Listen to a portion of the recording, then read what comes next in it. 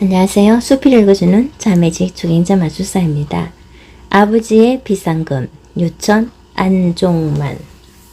부모님은 시골에서 많지 않은 농사를 지으며 60평생을 사시다가 어머니가 고혈압에 모세혈관과 장출혈이라는 병을 얻어 서울에 있는 큰아들의 집으로 치료차 올라오셨다. 경희대 병원에 입원을 시켰는데 조금 나아지는 것 같더니 또 혼미해지는 것을 거듭하다 출혈이 심해 피 주사를 주입하면 하루 정도 말도 하고 정신도 드는데 피가 떨어지면 다시 정신줄을 놓고 매일 피 주사를 놓아야 했다. 의사의 말로는 계속 피 주사를 놓으면 잠깐 깨어나지만 좋아질 가망도 없고 비용을 감당하기 어려울 것이라며 집으로 모시라고 한다. 집안 동생이 그 대학병원 한의대 교수인데 몸속에 있는 혈관들이 계속 터져서 피 주사로도 감당하기 어려운 희귀한 병이란다. 마지막으로 매제가 근무하는 영등포 대림병원으로 옮겨 치료를 하였으나 그곳에서도 자도가 없고 병세가 위중하여 10일 만에 집으로 모셨다.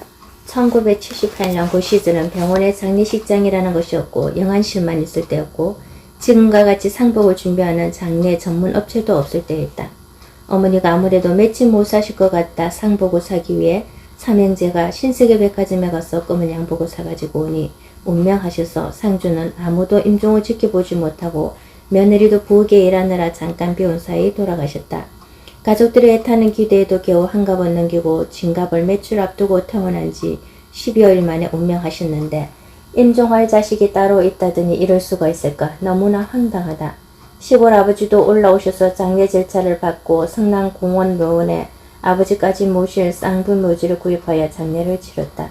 아버지에게 이제 시골에서 혼자 살 수 없으니 서울로 오시라고 했더니 서울에 와보니 친구도 친지들도 없고 자기가 살기 불편하다며 고향으로 내려가서 1년여 사시더니 불편하시다며 올라오셨다.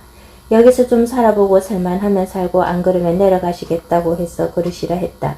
나는 그때 100여 명의 총무원을 거느린 생산공장을 하고 있었고 대지 148평 금평 30평짜리 가정집도 공장 옆에 붙어 있었다.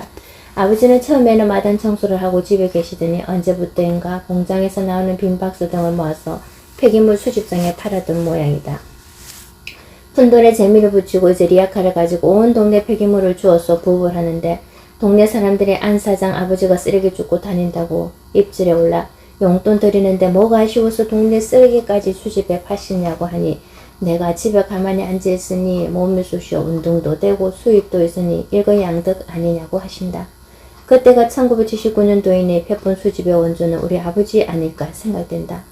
어머니 돌아가시고 철저하게 건강관리를 하시는데 매일 요구르트 한 병과 혈압 강화에 좋다면서 매끼 생양파 반 개를 식사와 함께 잡수시고 저녁에는 소주 반 병 정도 반주를 하신다. 그렇게 건강하게 10여 년을 사시던 아버지가 1998년경부터 가끔 허튼 소리를 하는가 했더니 그것이 치매 초기였나 보다. 차츰 나빠지셔서 어느 날 나보고 저년이 내 밥을 안 준다며 며느리를 가리킨다.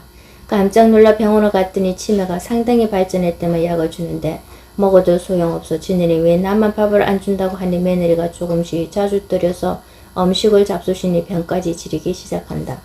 밥은 적게 두유와 과일 같은 것으로 조절하며 막내 동생이 공장에서 근무하고 있어 아버지의 상태도 관찰하고 대소변을 챙겼다. 2년여 사시다 1990년 12월 29일 실신하여 병원으로 급히 모셨는데 의사가 진찰하더니 가망 없다고 마음의 준비를 하란다. 나는 1년여 금년 중이었는데 긴장을 하다 보니 동생에게 담배 한 대 달라 해서 피우고 또 한 대 달라 해서 피우고 아예 한갑 사하려고 해서 힘들게 끊는 담배를 다시 피우게 되었다.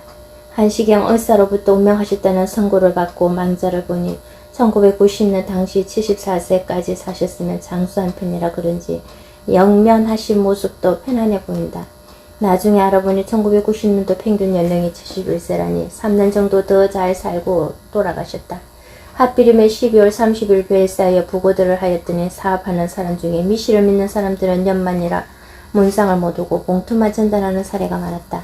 그것보다 더 어려웠던 것이 장례날이 1월 1일 새해 첫날이라 상여 상두꾼을 섭외하는데 집안 사람들 자진해서 나선 사람도 있지만 시키기 민망해서 아예 시골 영안실에서 전문 일꾼을 부르는데 배로 주어야 하고 굽하는 기계도 배로 주고 구했다. 사람이 죽는 것이 마음대로 안 되겠지만 죽는 날짜도 잘 택해야 되는데 하필이면 연말연시에 장례를 하면서 많은 애로가 있었다. 장례를 무사히 마치고 아버지 방을 청소하는데 자리 밑에 예금 통장이 하나 나오는데 펼쳐보니 300여만 원이 예금되어 있는데 맛있는 것도 사먹고 좋은 데도 가고 하시지 이렇게 알뜰히 모으기만 했을까 싶다. 형제들에게 몇 푼씩 나눠줄까 하다 치매 노인 모시느라 고생한 큰며느리에게 주었더니 생시에 더 잘해드리지 못한 해안의 눈물을 흘린다. 1917년 출생하여 일제치하에 이렇게 살다 1938년 만주까지 가서 살고 해방과 더불어 귀국하여 보국대 가해 문제로 경찰에 끌려가서 몽둥이로 얻어맞아 한쪽 어깨와 고개가 왼쪽으로 15도쯤 기울게 살면서 6.25 전쟁 때는 인문군에 징집되어 포탄 운반하다 죽을 고비를 몇 번씩 넘기신 아버지. 볼 꼴 못 볼 꼴 보며 74년 살다 연면하셨다.